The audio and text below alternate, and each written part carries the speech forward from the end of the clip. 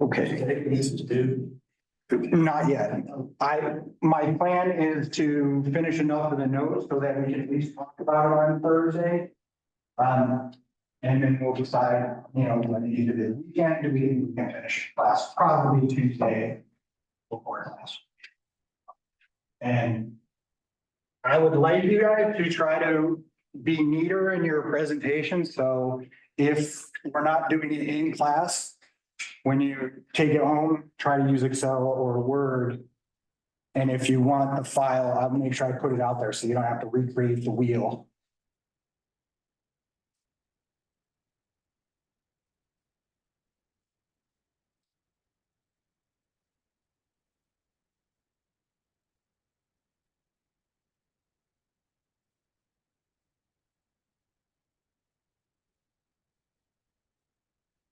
Told everybody else, but just so I tell you, I'm wearing a microphone. So if you have something personally you want to tell me, if I come over to you, obviously it'll be broadcast, so. I made it turn it off. Give me the old. So we're jumping in and we're going to talk about the issuance of common stock. And we're going to talk about some of the common stock characteristics first. So what differentiates these from preferred stock? Just some basic differences here. Please keep in mind that in the real world, you can find all varieties of these. So you can find any combination of anything that you're looking for. Think about it. There are thousands of companies. There are thousands of agreements that go on, and they use stock to make sure that when they're running, they have keep control. So my understanding is that a couple of, especially the technology companies like Google and Meta, which my understanding is Facebook, they kind of have these different classes of stock. But for the most part, for voting purposes, common stockholders are able to vote at the annual meeting on proposals, auditors, and board members. Now, these are typically, when you're talking about, I guess like $2,000 in stock, but I'll have a little fun and play with it. So I own like one share of something. And they always send you the same, so you can come vote for this, you'll get something ahead of time from the company that says, hey, we target the meeting, these are the things we're deciding, we're going to appoint our auditor, this is what the board recommends, these 3 board, for election this year, and you can vote on ballot. I'm not saying don't vote, because movement is important, but keep in mind there, really, companies is pension funds, investment funds, and BlackRock. So while you're getting to vote a few shares, someone on your behalf from, let's say for us, the Texas retirement system would be voting our shares. Okay. And they're probably voting a lot more than I am. Residual class. And so what does that mean? This means that you're the sort of last in line if the company liquidates.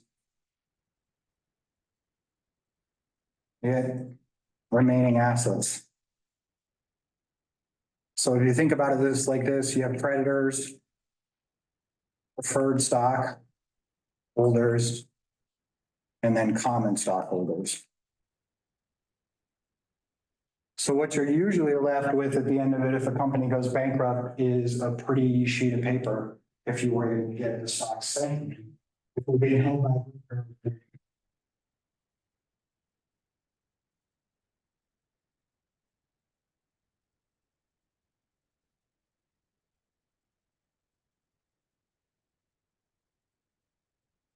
preemptive right. So this is the right to purchase additional shares in proportion of your ownership.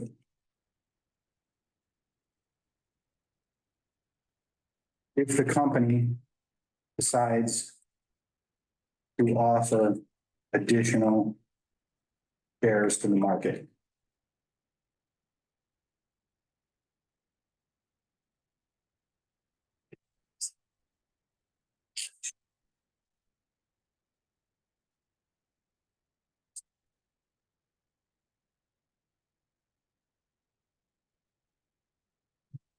Or the share issue new share.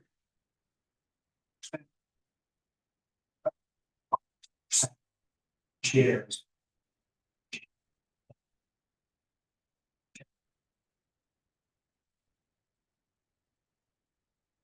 Just.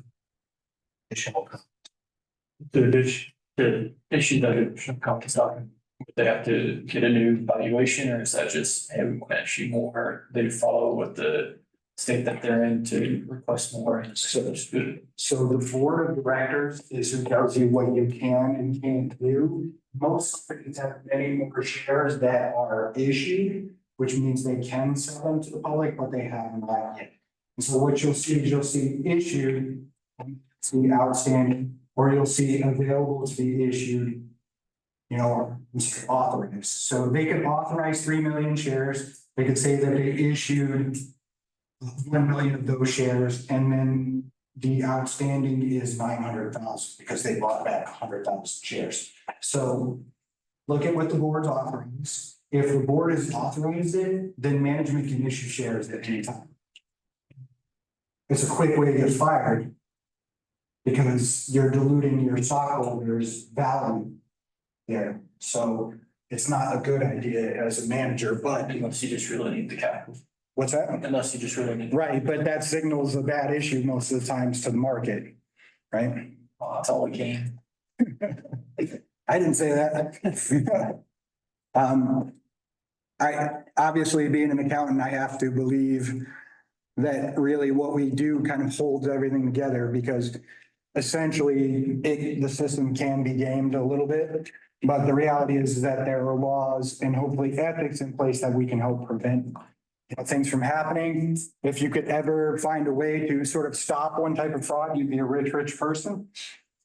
And I can tell you that these corporations now have whistleblowers, but like if you find out somebody's cheating the SEC or the IRS, and you're a whistleblower to them, and you're not the one who did it, you can get big dollars, like billions of dollars. Essentially, I forget what the number is, but I thought it was basically like half of what they recruit. So it's a lot of money out there.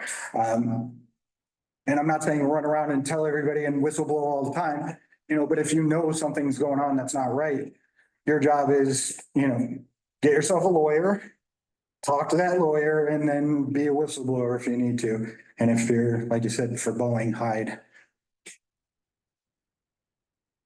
You guys are like, what's going on? Well, Boeing whistleblowers kind of seem to disappear. I don't believe in conspiracy theories, but when like 5 or 6 people have heart attacks, spontaneous heart attacks after they whistleblow, I kind of go, ooh.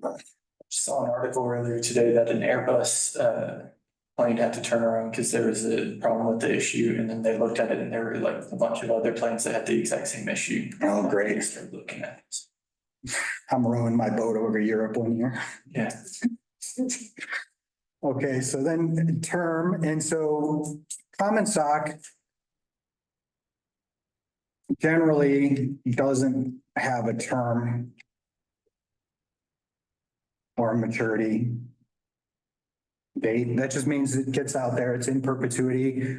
The company expects it to continue as long as they can, right?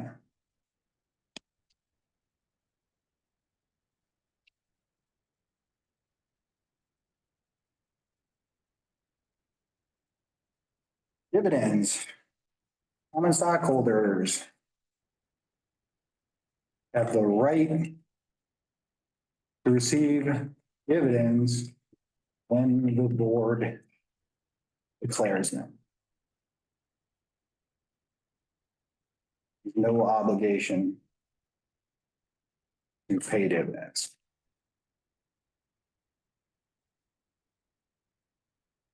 So if a company is not paying dividends,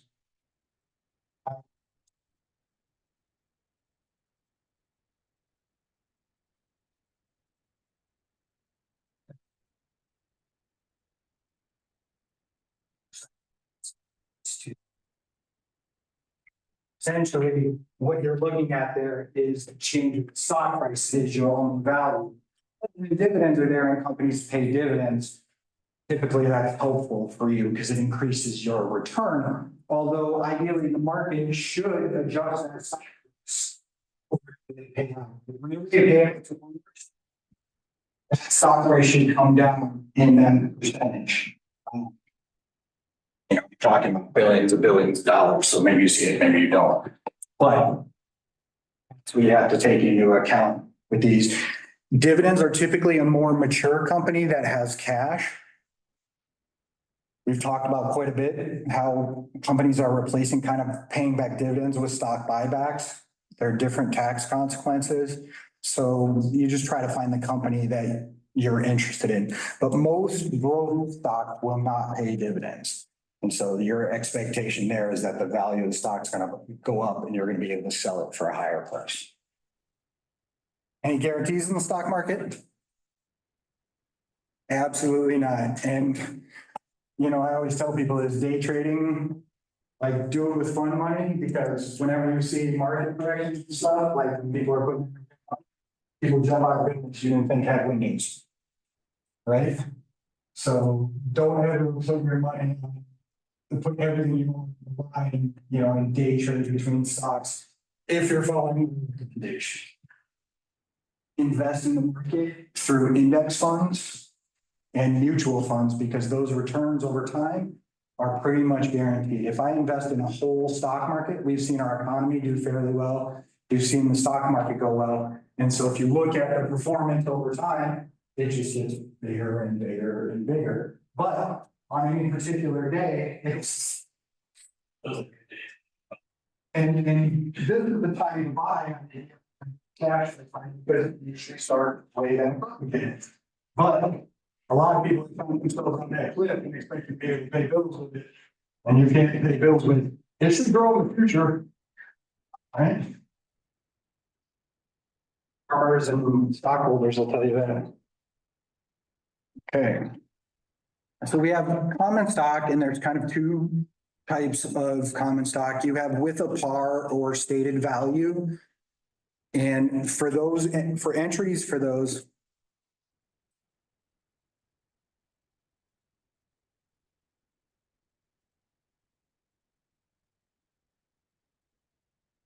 you debit cash and you credit common stock. For the full amount, it's straightforward. Whatever you received,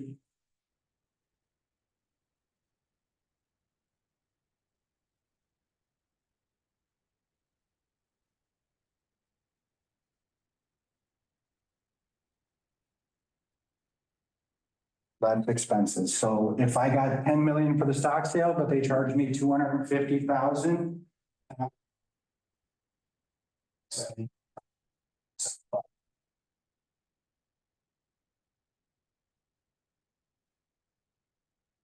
Some states require par value or stated value, and there are some states that say, hey, listen, you can't return capital below that mark. And you'll say, well, how would you know where that mark is? Now, if it's sold with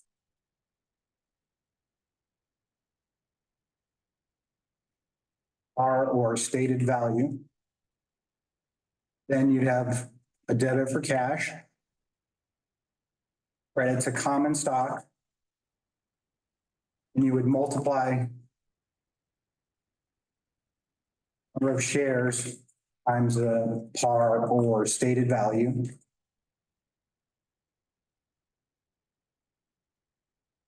And then you would credit the difference to paid in capital or common stock.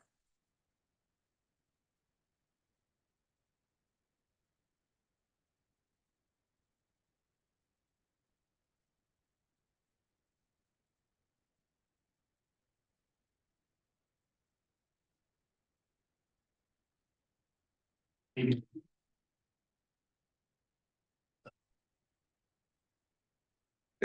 you asking, did I put the full account title here? I did not. So sometimes they say paid in capital, common stock, other times they say in excess of par or in excess of stated value. I am just shortening it here.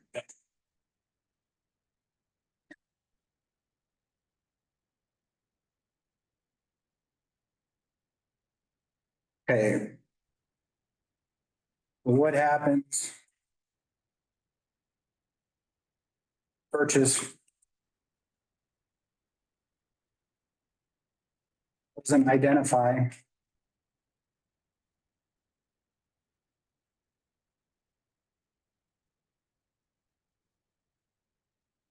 The specific. Stocks.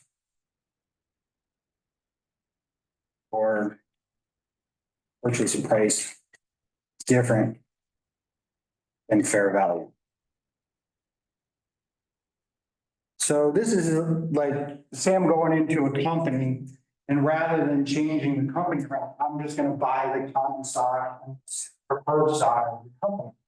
The company's struggling, if I look at it and say, I'm a manager, I think I can come in and fix that company around, so I'm just gonna buy the stock, keep the company intact, but you're essentially just buying ownership of that company.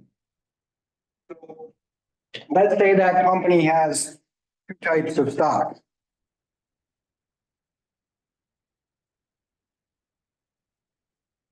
The fair market value.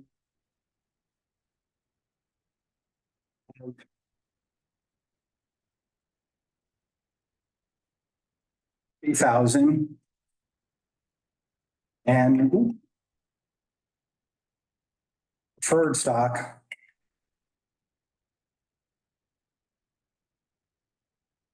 With fair market value of 10,000. At a bargain purchase. You pay 3,000.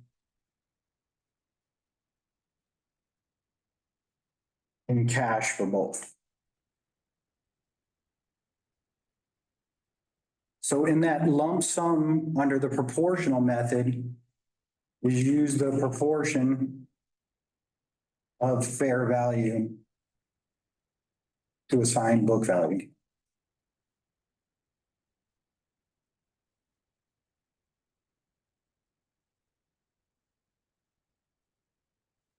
So we would say, okay, fair value. Equals 30,000. Plus 10,000. Or 40,000. And then for common stock. Fair value. Equals 30,000. Divided by 40,000. Or 75%. And so preferred stock. Would equal 25%. And so to get our book values. Of common stock, we take 75% multiplied by the purchase price. And so this would be 75% of 30,000.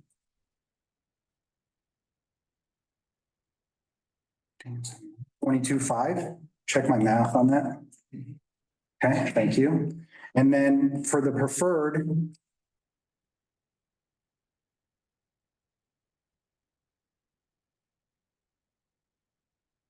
You take 25% times 30,000. That should be 7,500. So. If I was going to do this with no par value. I would report common stock.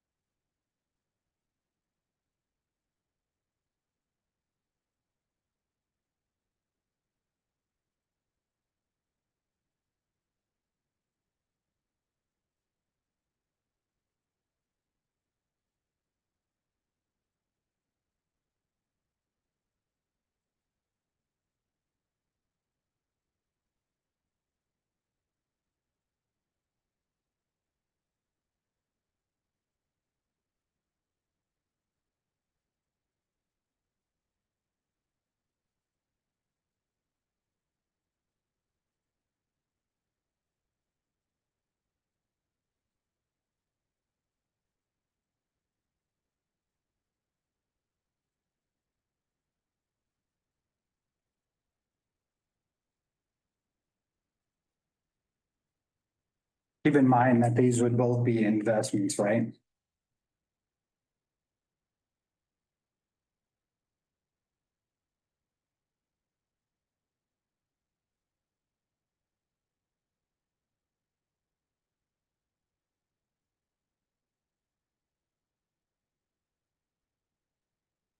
Then the incremental method is, okay.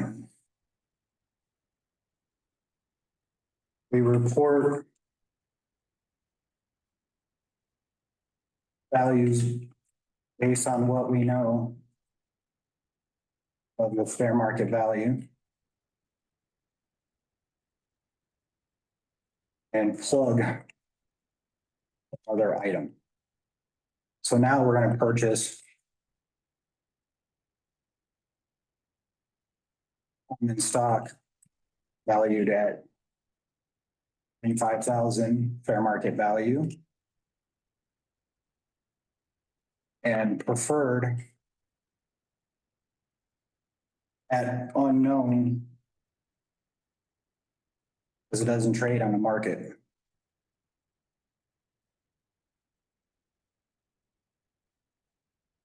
So what we would do is we would use, and sorry, we're going to purchase that for $30,000. So debit investment in common stock. 25,000.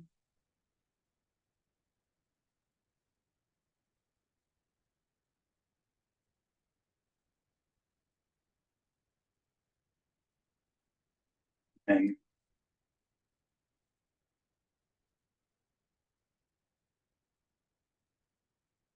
debit preferred stock.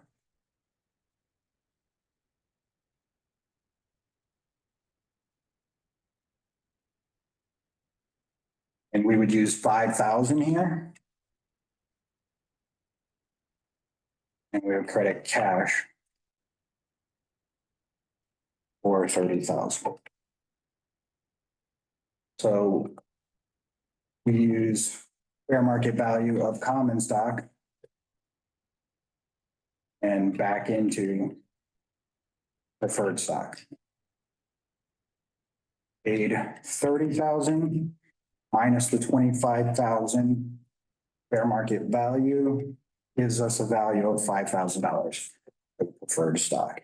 Now, we're talking book values here, right? And we're just recording them based on the percentage of the fair market value.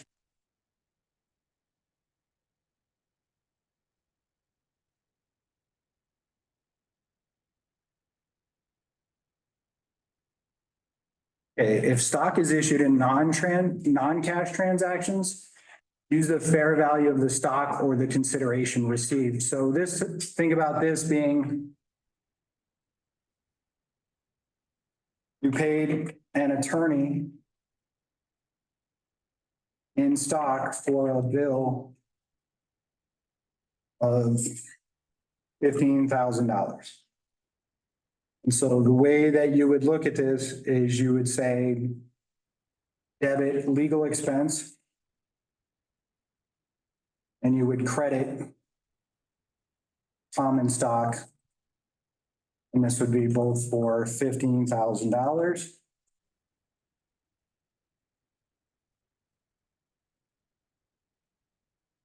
And again, this assumes no stated or par value.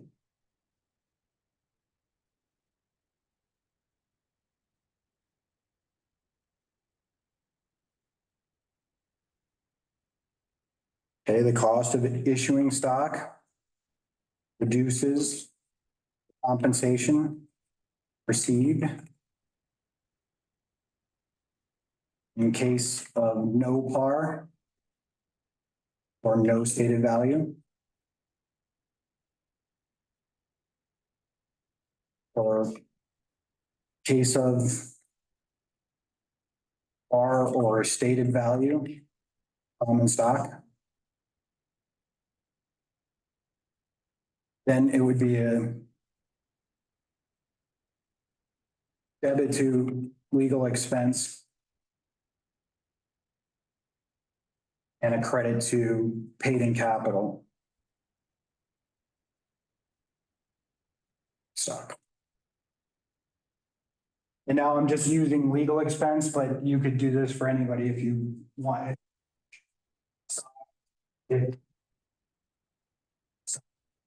Yeah. Startup companies do because they don't have cash right away. You'd still credit the common stocks as well, right, for the part way? Yes.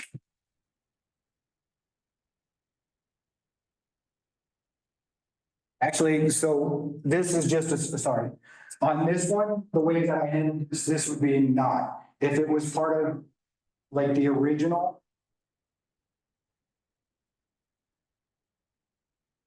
Then we do one entry, we could do it in one entry like that. But this is just after, and I only did it that way. It'd be cost of issuing the stock. Right, but legal expense or I forget,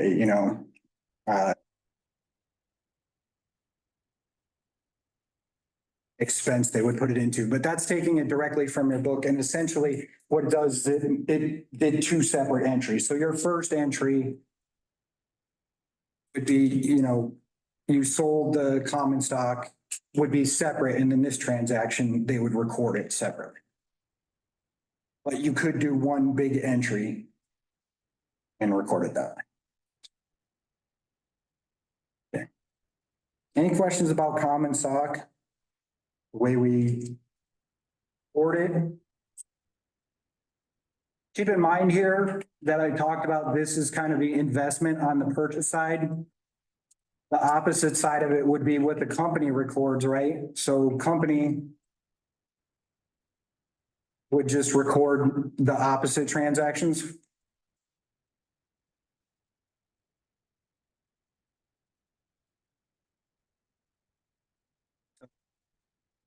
Cash in 30,000. Common stock. In this case, we're just following off the last one, 25,000. And then preferred stock. I felt. Essentially, you kind of be creating a new company. Okay. All right, let's talk about the preferred stock characteristics. Dividends. Preferred stock. As first priority to dividends.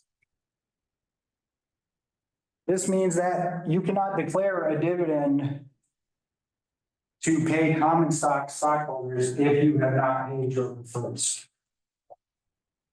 They are first in line. Now, they are not always guaranteed dividends. It really depends on the type that they are, and we'll talk about the types of preferred stock just a little further down there. Generally non-voting. So they have no say in how the company operates.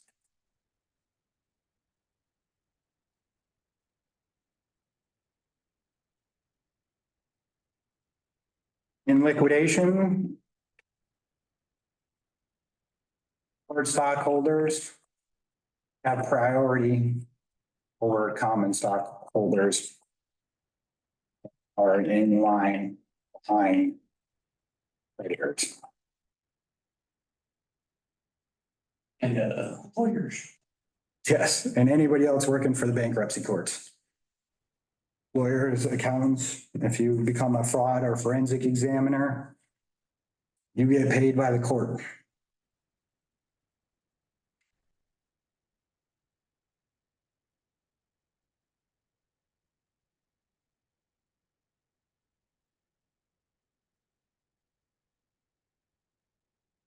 Preferred stock is generally perpetual or redeemable. Most I've seen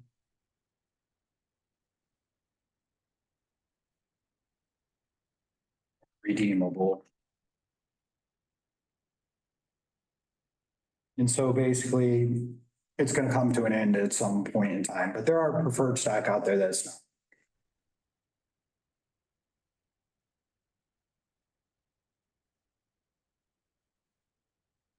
So for preferred, the entries are very similar to common stock, but I'm gonna go underneath this because I know there's probably not a lot of room there on your paper.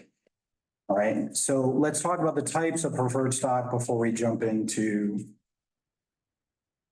a short entry. Cumulative preferred stock.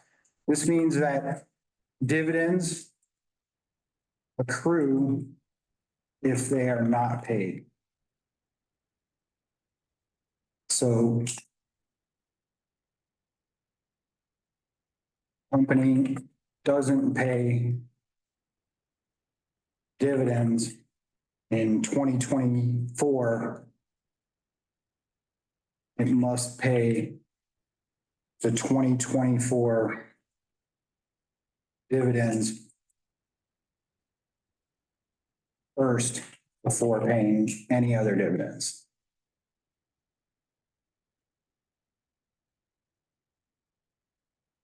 And that is regardless of how many years it goes on, right? If you own cumulative preferred stock and they don't pay you for 2 years, then you are owed those 2 years. Now, it's pretty bad fine when paying their dividends, so they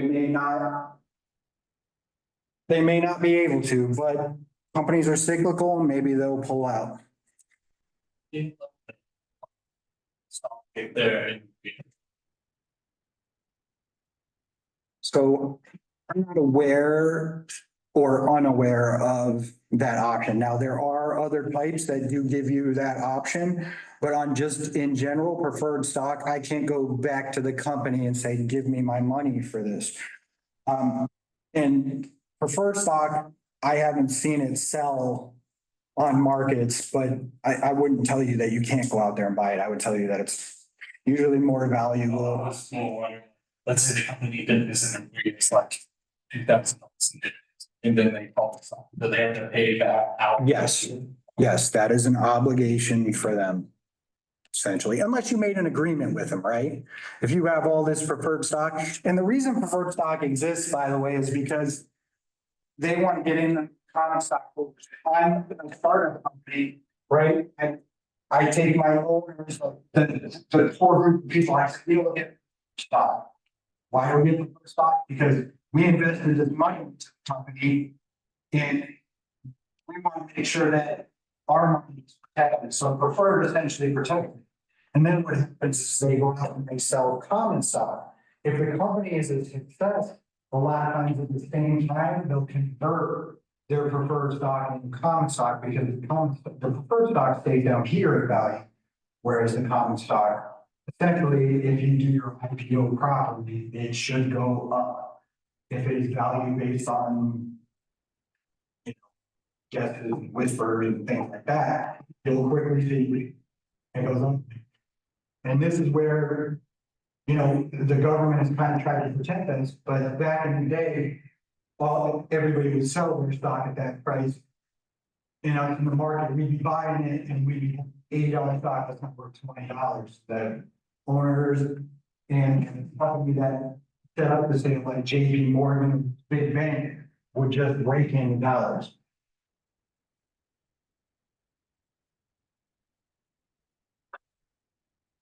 Participating. Please, go ahead. This one confused me in the book. I was in the not the appendix, whatever. There is an appendices, but I don't know if it's in it. Whatever's after the fourth section of the book, it was going through participating stock. And it said that the preferred stock owners or stockholders also get the common stock one. But then in the entry, it was shown that the common stockholders were also getting what the preferred stockholders were getting, and that didn't make sense to me at all. I'd have to look at it, but in general, the way it works is you have kind of this pool of dividends.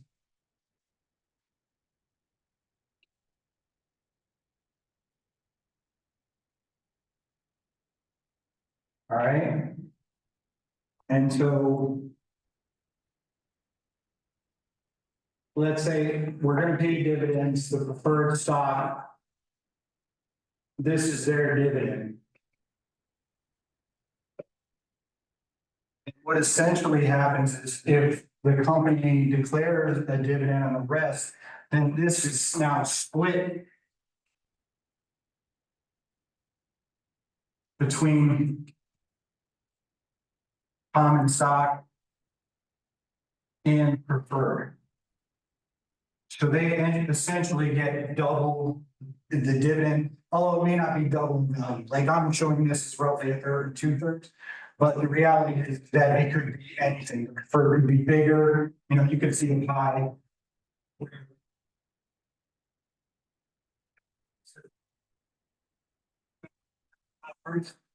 Okay, so you could essentially see a pie where.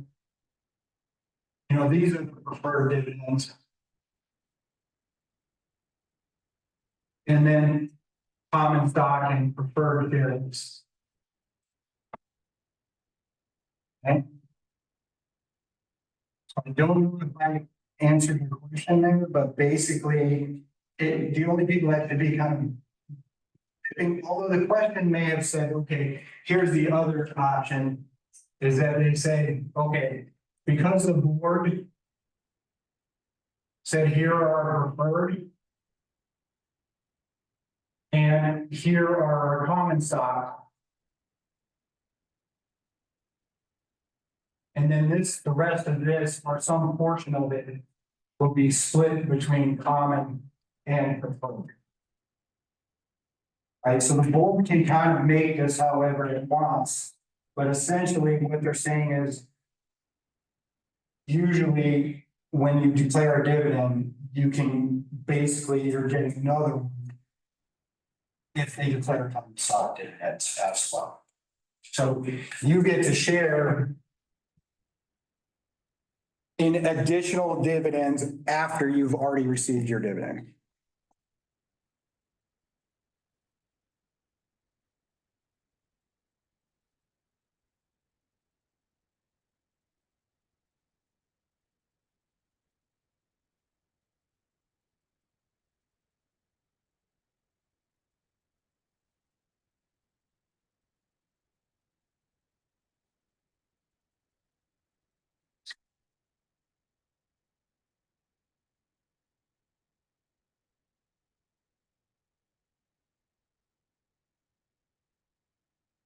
Okay. Convertible. So you can convert. Shares of preferred stock to common stock. At a set rate.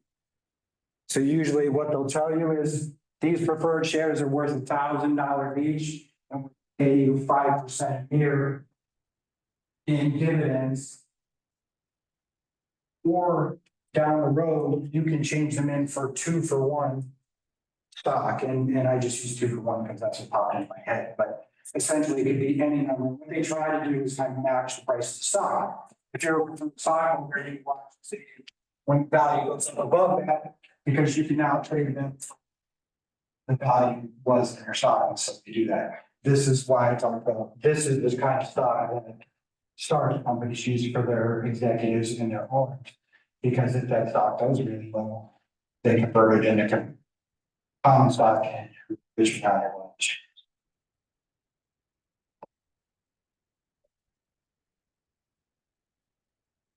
Callable.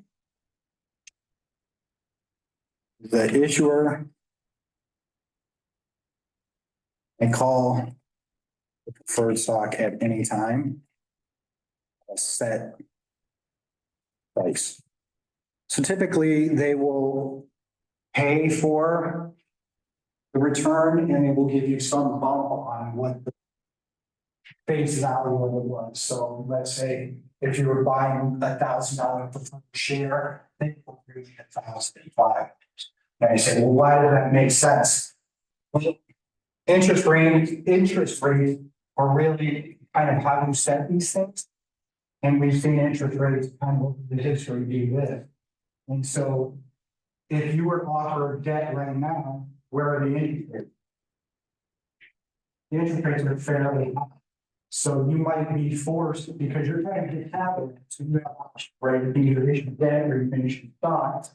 And so you do this stock and you say, all right, I'm gonna make it callable, so when the interest rates go back down again, I can borrow or issue additional stock, and get rid of that other five that you just borrowed. Okay? It's interesting because preferred stock is basically a loan with no time on it. It can be, like, a lot of the examples that I've seen, they have some sort of time frame on them, so I'm not sure why. It kind of says they're perpetual, but it can be unless they're written into it. But they do have both a debt component and an ownership component as well, although they're neither qualified. And so you'll see in there, when we talk about the financial statement presentation, they'll kind of put it in between after debt, but before stockholders' equity. And if it's redeemable, I don't know if for some reason redeemable is not shown on here, but I think it's on yours, right? Is redeemable on there or no? I just deleted. Oh man, I got crazy with the deleted. All right. So if it is redeemable, the buyer can redeem the preferred stock at any time or cash.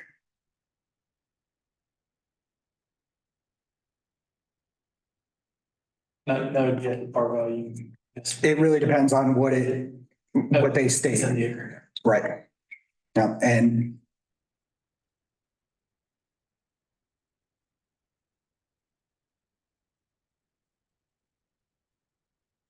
is reported as a liability.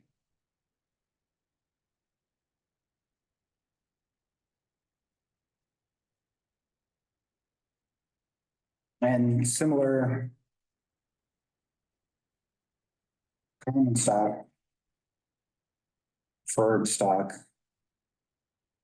entries are typically debit cash, credit preferred stock, and then you would credit paid in capital.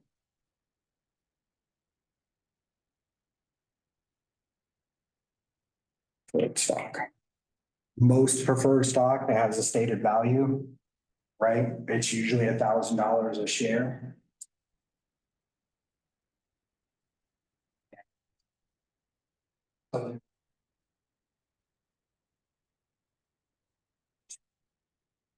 They didn't give you one, you wouldn't know how much interest you were going to receive.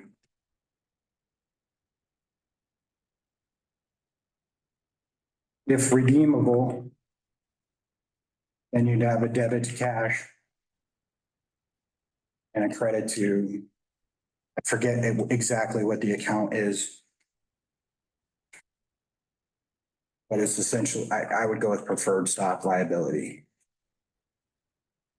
Don't take my word 100% for that on the account, but that's the. Not that I'm aware.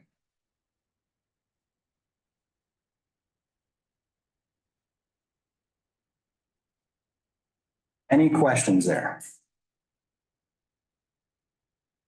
Okay, so I gave you a question for chapter 14. And we'll go through that now.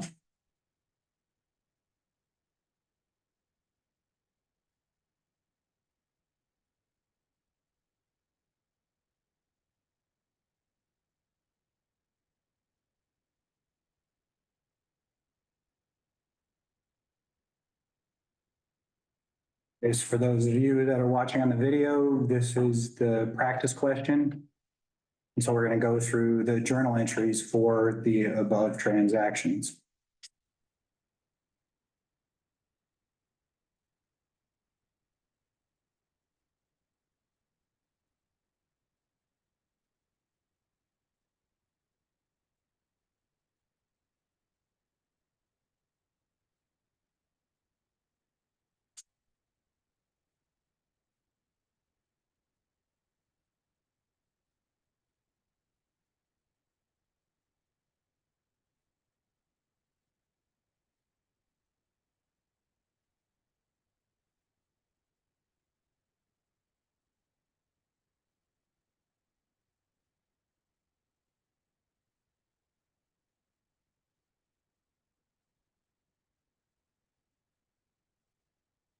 I would put that little one on the wrong side. Usually you have some kind of ledger to where it goes, like what account numbers. I can't remember if I put it on the right side or the wrong side, but essentially here, you get the idea. Usually when you're looking at a general ledger, they'll have the date of the entry, the description, and then they'll have the account numbers that go with the description. Sometimes they go before, sometimes they go after, and not a huge part of this one. So let's go ahead and look at June 15th. And we issued 165,000 share or 165,000 shares of common stock for cash at $5 a share. Now it says 100,000, so it has issued 100,000 shares to issue a 5% $100 per value preferred stock and 1.75 million shares of no par common stock with a stated value of $1 per share. So when it says no par, but it has a stated value, you just treat it like it's par value, right? You treat that thing the same way. And the following stock transactions were completed during the first year. So we know we're receiving cash, right? And we're going to receive 165,000 times $5 per share. And so that's going to be 825,000. Thank you. Okay, now we have common stock. And this would be 165,000 shares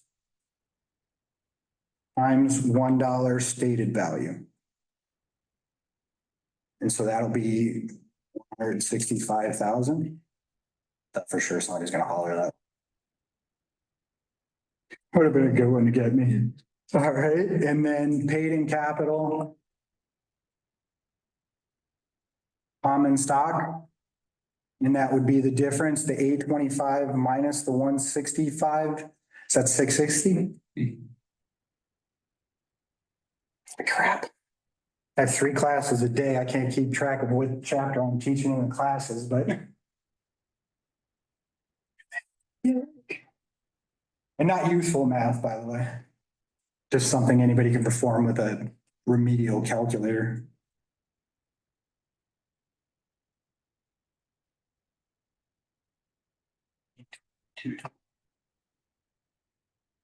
I'll guess on this one. Right? And so now we have June 30th issued 25,000 shares of preferred stock for cash at 102 per share. Now keep in mind that the shares have $100 par value, right? So here we're going to get cash. And our cash is going to be 25,000 times 1.02 times 100.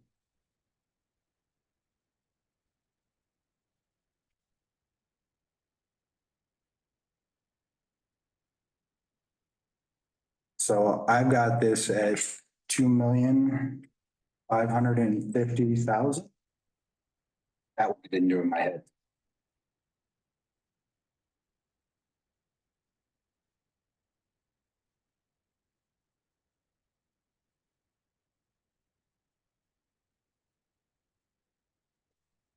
Good. I was just checking, I didn't make a mistake. I do that occasionally. And then we have preferred stock. We have 25,000 shares, and this time it's just going to be times 100 because that's our stated value. And so here you're going to have 2,500,000. And then our last piece will be paid in capital preferred stock. And that difference is 50,000.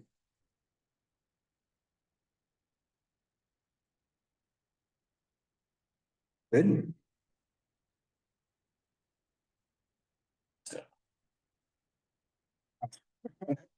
Yeah. The book will probably show you, instead of multiplying by this 1.02 as multiplying it by $102. But just remember, if something is 102, it's 1.02%. times that. And so I just wanted to show the stated value separately. August 15th. Issued 20,000 shares of common stock for a factory building. The asking price of the factory building was 150,000. The appraised value of the factory building was 140,000. So essentially here, we don't know the new market value of the stock, right? So we have to record it based on the market value of what we know. Right? So this would be building for 140,000, and then we've just got to make the rest kind of work. So we have common stock. And you say how many shares? 20,000. And we multiply that by the $1 stated value. Got a zero there. And so this is going to be 20,000.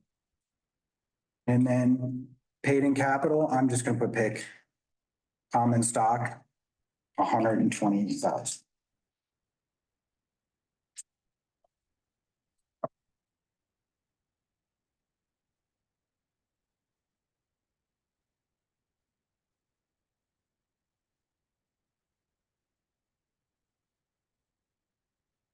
September 1st, issued 200,000 shares of common stock for $7 per share. So you guys try September 1st.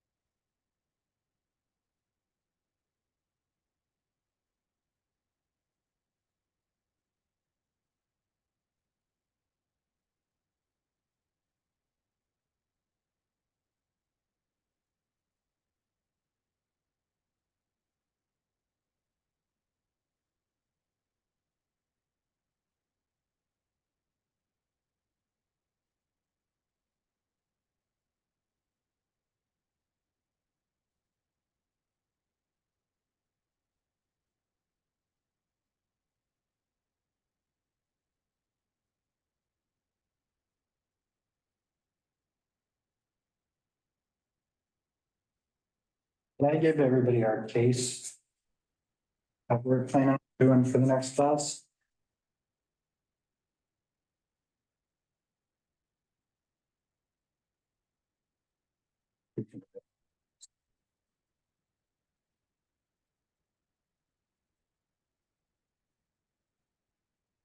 Okay, so we got cash. And I think we're at 1.4 million. You have common stock. 20,000. Wait, no, I'm sorry, 200,000, thank you. Times one, stated value. 200,000. And so we know the paid in capital is gonna be 1.2 million.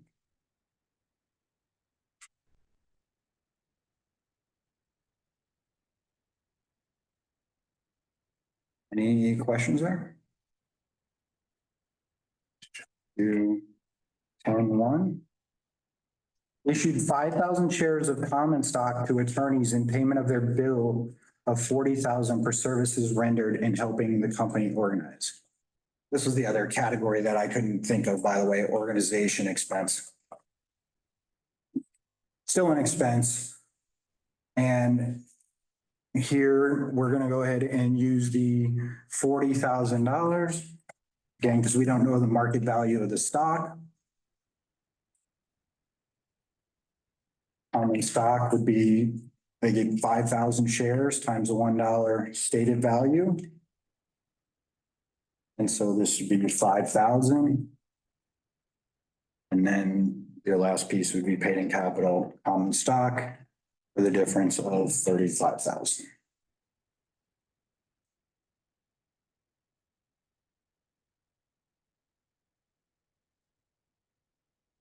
Okay. October 15th. Issued 25,000 shares of common stock for cash at $8.50 a share. So pretty straightforward. I won't have you go through this because we've done this already. So 212,500. British on you there. That is 25,000 times 8.5. For posterity. Then you have common stock. And we know this is going to be 25,000, right? So we got $1 par. And then the difference, 187,500. And that would be paid in capital for common stock. The last one, November 1st. Issued 6,000 shares of preferred stock for cash at 104 per share. So cash. We had 6,000. And again, I like to use show the intermediate step, 1.04 times the face value or stated value of $100. And so we go 624,000 in cash, our preferred stock would be 6,000 times 100. And that would be 600,000. And then paid in capital preferred stock 24.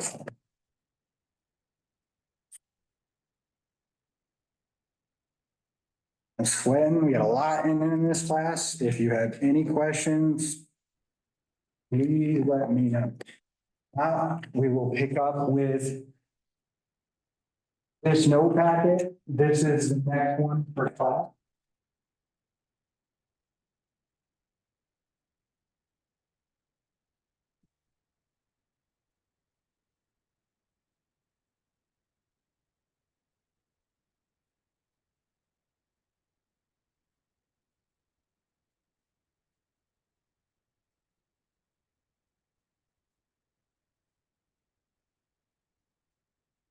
Appreciate it. So again, I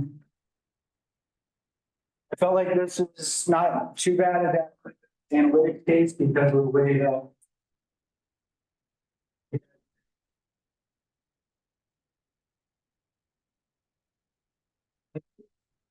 so I think if you got different or again, if I'm heard it, but I will always trust the case. It's not where it's